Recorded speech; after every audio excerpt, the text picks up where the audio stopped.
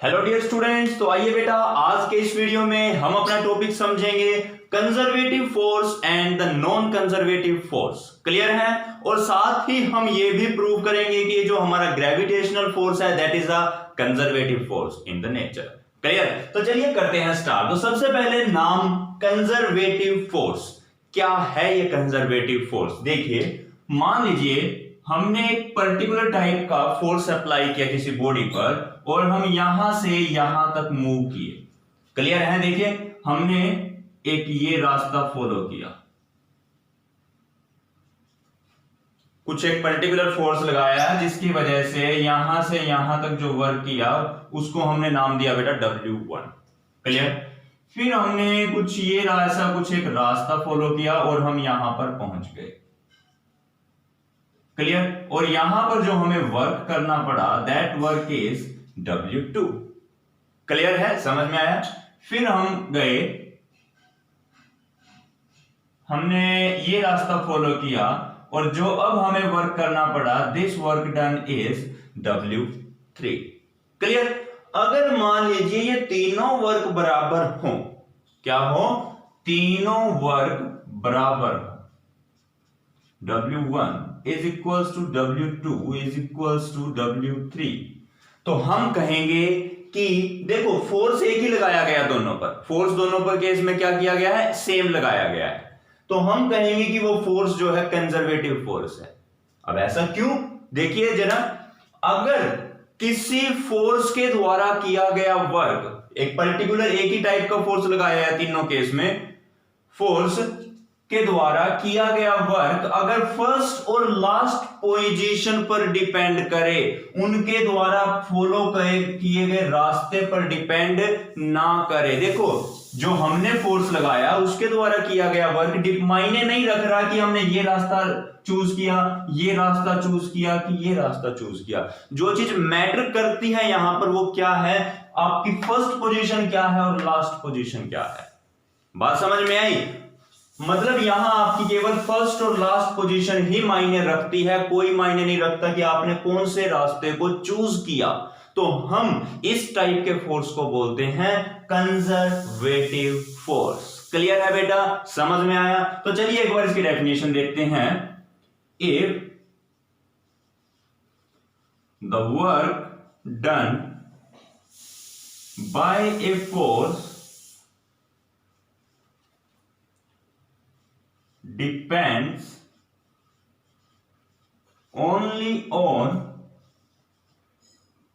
the initial and the final position of the body.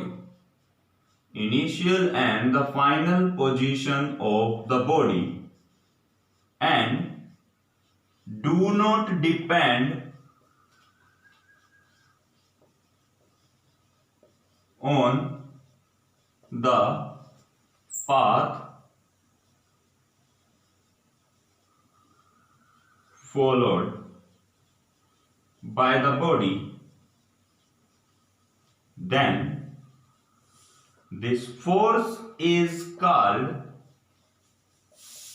conservative force.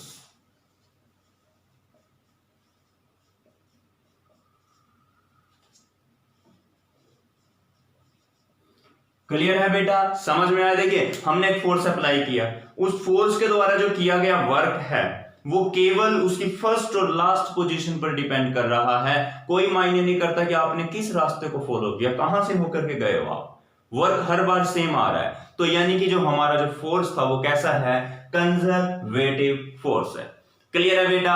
I hope कि आपको यहां तक जरूर समझ में आ चुका होगा ये कंजर्वेटिव फोर्स क्या है। आप ये भी बना सकते हो, ये भी, और साथ में इस कंजर्वेटिव फोर्स की कुछ प्रॉपर्टीज समझ लेते हैं। देखिए वो प्रॉपर्टीज क्या है। सबसे पहली प्रॉपर्टी, जैसा कि आपको पता है कंजर्वेटिव फोर्स द्वारा किया गया वर्क रास्ते पे डिपेंड नहीं करता। रास्ता कैसा भी हो, कंजर्वेटिव फोर्स द्वारा किया गया वर्क हमेशा सेम होता है। क्लियर है? The work done by the conservative force conservative force is independent of the path followed.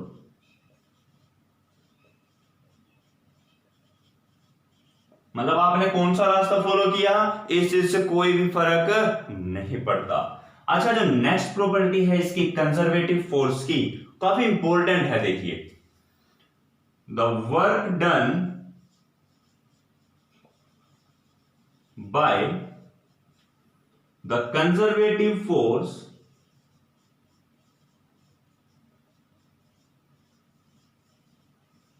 in the circular path is 0।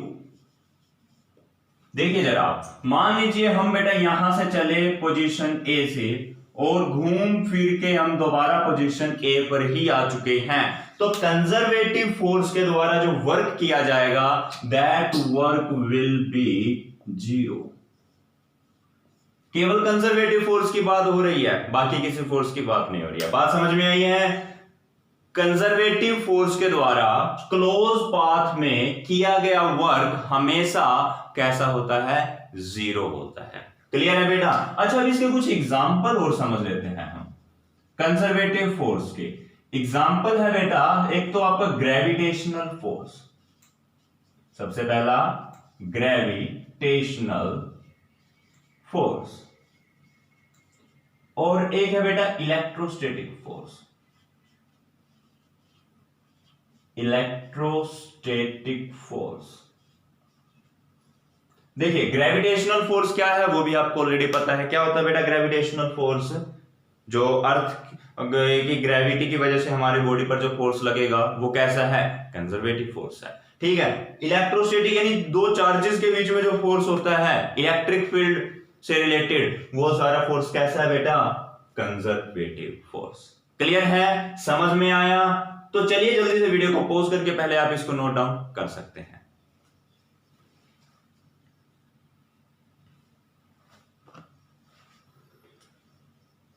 ठीक है बेटा, तो नोट कर लिया, तो चलिए मैं इसको जल्दी से रब कर देता हूं अभी। और देखिए कंजर्वेटिव फोर्स हमारा हो चुका है, इसके केस को हम अच्छे से अभी डिस्कस करेंगे, लेकिन उससे पहले एक बार समझ लेते हैं नॉन कंजर्वेटिव फोर्स के बारे में। That is non conservative force. भाई ये तो बहुत ही सिंपल है, इसमें कुछ नहीं। जो फोर्स कंजर्वेटिव नहीं है वो कैसा होगा? नॉन कंजर्वेटिव होगा। क्लियर है? तो if work done by a force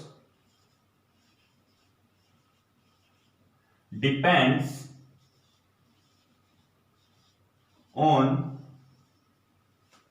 the path followed,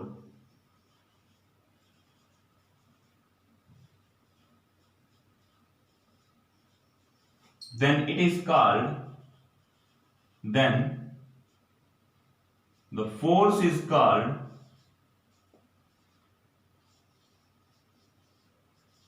non-conservative force।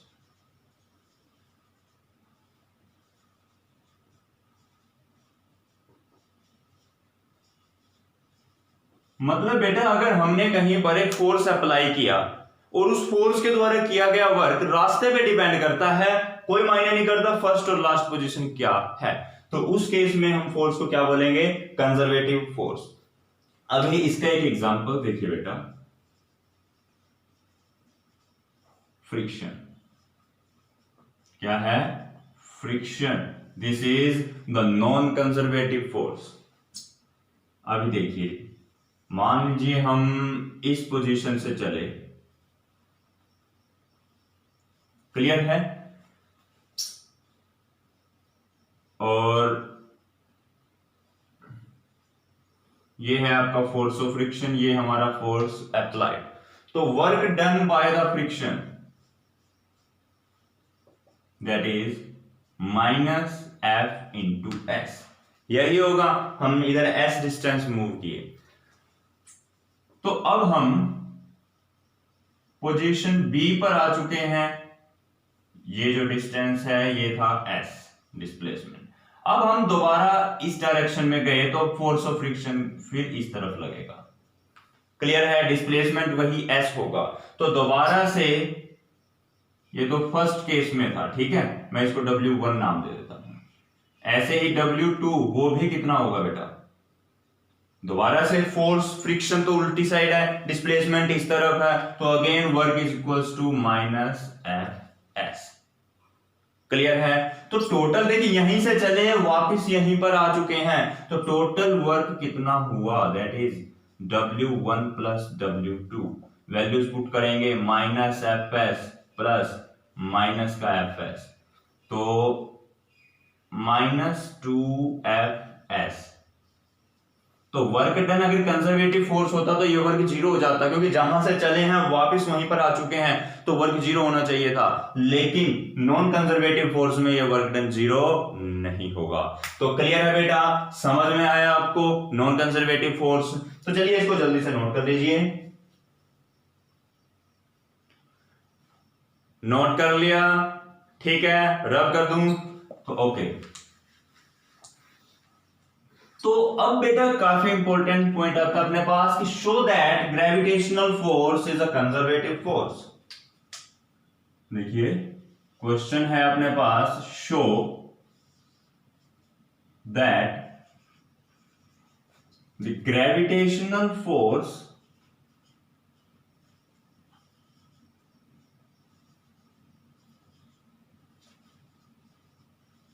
is conservative।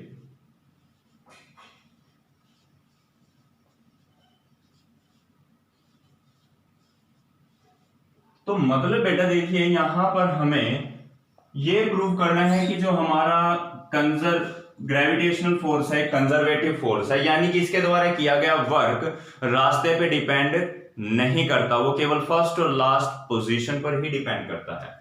तो देखिए यहां पर हम अलग अलग केस कंसीडर करके चलते हैं।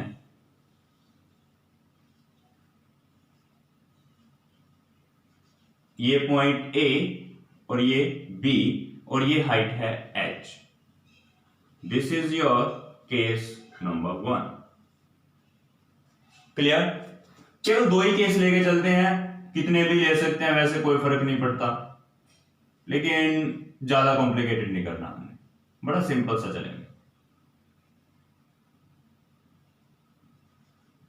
ए, बी और सी।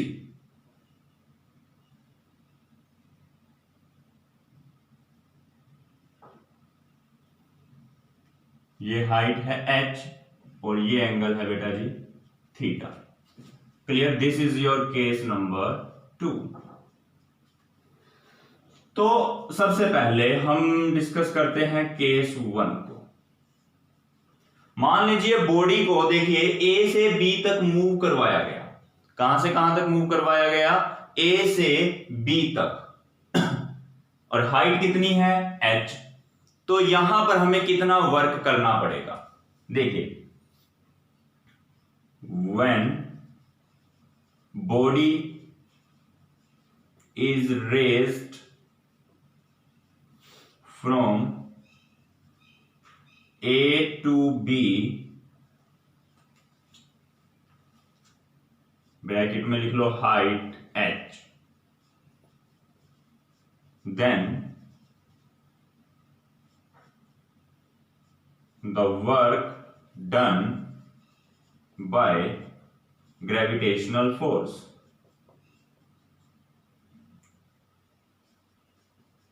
the gravitational force।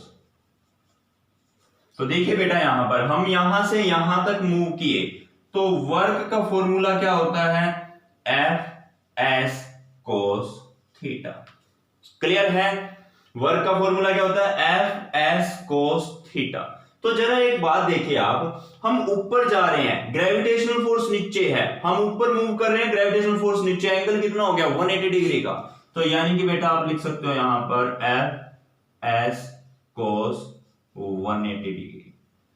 तो यानी कि बेटा हम यूं कहें, इसको W1 नाम देते हैं, that is equals to minus F S, क्योंकि cos 180 की वैल्यू पुट करोगे तो -1 आएगी। क्लियर है? अच्छा, फोर्स कितना है यहां पर? बॉडी को पिकअप करने के लिए जो मिनिमम फोर्स है, जितना बॉडी का वेट है, हमें मिनिमम उतना ही फोर्स लगाना पड़ेगा उसको ऊपर उठाने के लिए। तो यानी कि फोर्स यहां पर बेटा है आपका m इंटू जी। क्लियर है? और डिस्प्लेसमेंट यहां पर कितनी है? h, हाइट h से इसको रेज किया है, so the W1 that is work is equals to the mgh। और यहां पर ये माइनस का साइन भी था, तो ये माइनस। क्लियर है बेटा? एक केस में, केस 1 में हमने यहां पर वर्क डन निकाल लिया यहां से यहां तक का। अच्छा, तो अभी हम केस 2 और स्टडी करते हैं। वैसे इसके और भी केस बना सकते हो आप, लेकिन मैंने बस 2 ही केस यहां पर चूज किए हैं। अब हमने बॉडी को C से B तक मूव करवाना है। अब देखिए, टोटल हाइट अभी भी कितनी है? h ही तो है। बात समझ में आई है? अगर यहां पर भी वर्क डन सेम आ गया, मतलब कि फिर क्या प्रूफ हो जाएगा इससे? अगर मान लो जो यहां से यहां गए तब भी वर्क उतना ही, यहां से यहां गए तब भी वर्क उतना ही, तो यानी कि जो वर्क डन है ग्रेविटी के अगेंस्ट, वो तो केवल हाइट पर डिपेंड करता है। बात समझ में आएगी? वो रास्ते पर डिपेंड नहीं करता। तो इससे प्रूव हो जाएगा कि जो ग्रेविटेशनल फोर्स है कंजर्वेटिव फोर्स है। तो चलिए करते हैं। देखिए, when the body moves from C to B। Clear है बेटा? अच्छा, यहां पर जो एंगल ACB है, दिस इज थीटा। क्लियर? अच्छा, एक चीज देखिए अभी आप, बॉडी को यहां से उठा करके ऊपर लेके जा रहे हैं। क्लियर? और जो ग्रेविटेशनल फोर्स है वो वर्टिकली डाउनवर्ड लग रहा है बेटा। ये हो गया आपका ग्रेविटेशनल फोर्स, ये एंगल है 90। बात समझ में आ गई? तो यहां पर जो वर्क हुआ, दैट इज, उसको मैं W2 नाम दे देता हूं, वो कितना है? देखिए, एफ एस कोस, एंगल कितना हुआ भाई? देखिए, एफ और एस के बीच में एंगल कितना है? फोर्स और डिस्प्लेसमेंट कुछ इस डायरेक्शन में जा रही है ना, ये हमारा एस है बेटा, यहां से यहां तक का जो डिस्प्लेसमेंट है। क्लियर है? तो वर्क क्या is equals to F, force और डिस्प्लेसमेंट में कितना एंगल?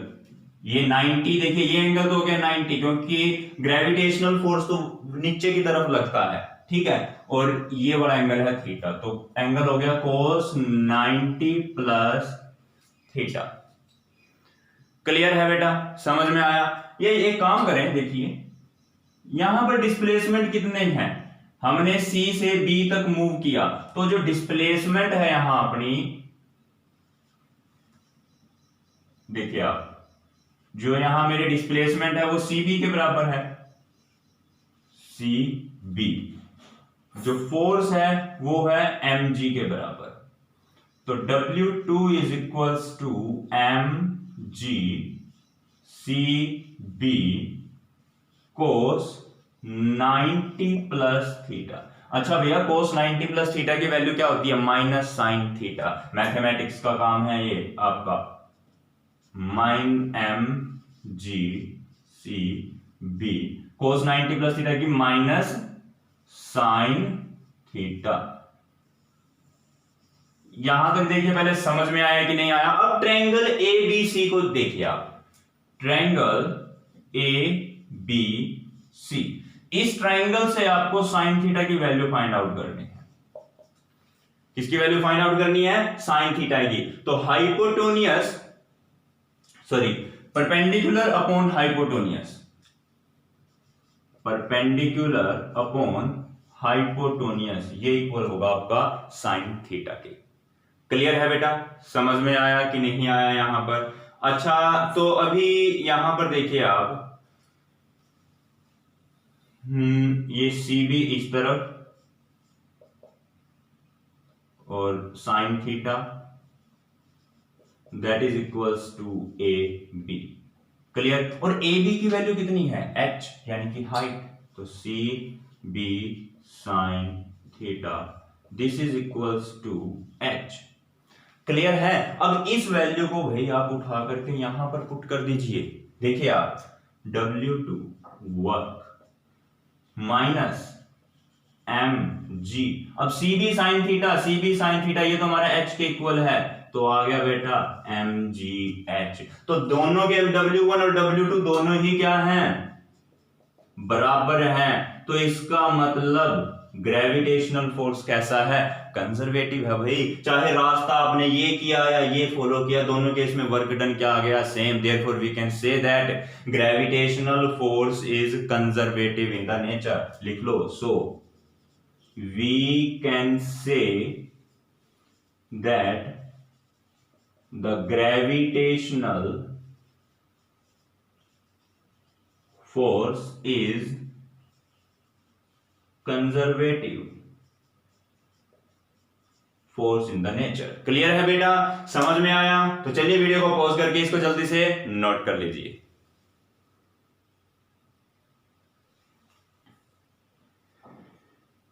तो ठीक है बेटा, नोट कर लिया इसको।